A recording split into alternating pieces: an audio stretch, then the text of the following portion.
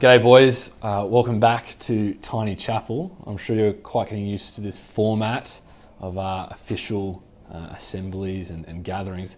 Personally, I'm glad this is an option, but I do look forward when we can gather together in community and belt out Behold the Lamb of God. But for now, let's get stuck into Tiny Desk Chapel. We're continuing our reading in the book of Daniel, following this young man who in the year 605 BC was enslaved and taken from his homeland, Judah, to Babylon. There he serves amongst other Jewish men in the palace courts under Babylonian rule. And these Jewish men in the king's court, who had almost lost their entire identity. They've had their names changed, they're wearing different clothes, they're speaking a different language, but they've gained entry into the king's inner circle of advisors. In the ancient form of the stolen generation, these men have risen to a high end of the king's court. However, it doesn't look great for Daniel at this stage of the story. See, the king Nebuchadnezzar has been kept awake and sleepless because of a recurring dream that has unsettled him. And so, as any ancient Middle Eastern monarch, he's decided to consult his advisors on what this dream means. However, he isn't going to tell them the dream. He deems it, in his professional opinion of dream interpretation, that they must be able to know the dream before he even tells them.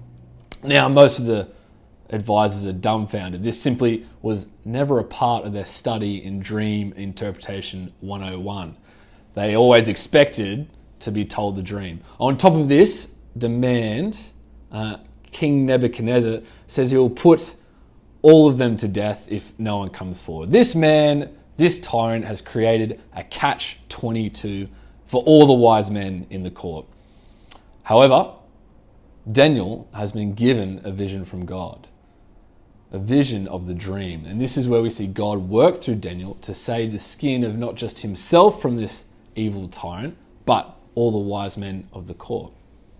So, Daniel goes to the king and repeats the dream back to him, word for word, explaining this grand image of a statue with a golden head and silver arms, a bronze thighs and a torso, iron legs, and finally these part iron and part clay feet.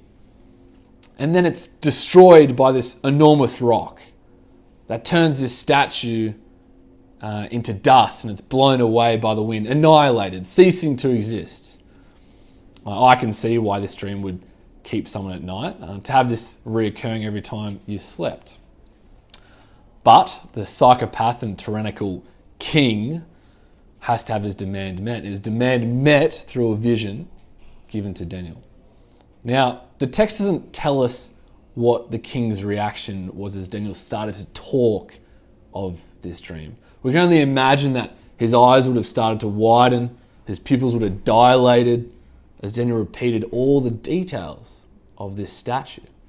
The adrenaline starting to pump through his veins and that feeling in the pit of his stomach as Daniel continued talking of this mysterious statue that will be broken down from this huge rock cut from something other than human hands. And the statue eventually being left in pieces, being swept away. So, what does this dream mean? What is Daniel's interpretation? Well, let's read from Daniel chapter 2, verse 36. This was the dream, and now we will interpret it to the king. Your Majesty, you are the King of Kings. The God of heaven has given you dominion and power and might and glory. In your hands he has placed all of mankind and the beasts of the field and the birds in the sky. Wherever they live, he has made you ruler over them all. You are that head of gold. After you, another kingdom will arise inferior to yours. Next, a third kingdom, one of bronze, will rule over the whole earth. Finally, there will be a fourth kingdom, strong as iron, for iron breaks and smashes everything. And as the iron breaks things to pieces, so it will crush and break all the others. Just as you saw that feet and toes were partly of baked clay and partly of iron, so this will be a divided kingdom. Yet will have some of the strength of iron in it, even as you saw iron mixed with clay. As the toes were partly iron and partly clay, so this kingdom will be partly strong and partly brittle. And just as you saw the iron mixed with baked clay, so the people will be a mixture and will not remain united, any more than iron mixes with clay. In the time of those kings, the God of heaven will set up a kingdom that will never be destroyed, nor will it be left to another people. It will crush all those kingdoms and bring them to an end, but it will itself endure forever. This is the meaning of the vision of the rock cut out of a mountain, but not by human hands. A rock that broke the iron, the bronze, the clay, the silver, and the gold to pieces. The great God has shown you the king that will take place in the future. The dream is true and its interpretation is trustworthy. You know, the king probably starts to settle at the first part of Daniel's interpretation. He probably relaxes as Daniel talks of his power and kingdom and feels calm in knowing the truth he's heard before. His empire is the largest. He is the King of Kings. He's a king appointed by Daniel's God now as well. And his authority, even though cruel and harsh, is given to him by God. However, the king's ego doesn't last long, but only with 5 words, Daniel declares a truth the king has almost forgotten. And in verse 39, it says, "After you, another kingdom will rise." After me. The king must be shocked. After me, the great Babylonian emperor, and there is in fact an after me. I can't help but think in our individualized society, we too may have a reaction just like the king. Although we may not have foreboding dreams, but don't we all have the central idea to build our own kingdom? Our kingdom of self? Gentlemen, on average, all of us has about 30,000 days on earth. And if you minus the time we spend sleeping, it only becomes 18,000. And if you minus the time we spend glued to a screen, either your laptop, phone, or TV, it gets to 14,000. That's 14,000 days. 14,000 days you could spend building on the kingdom of self.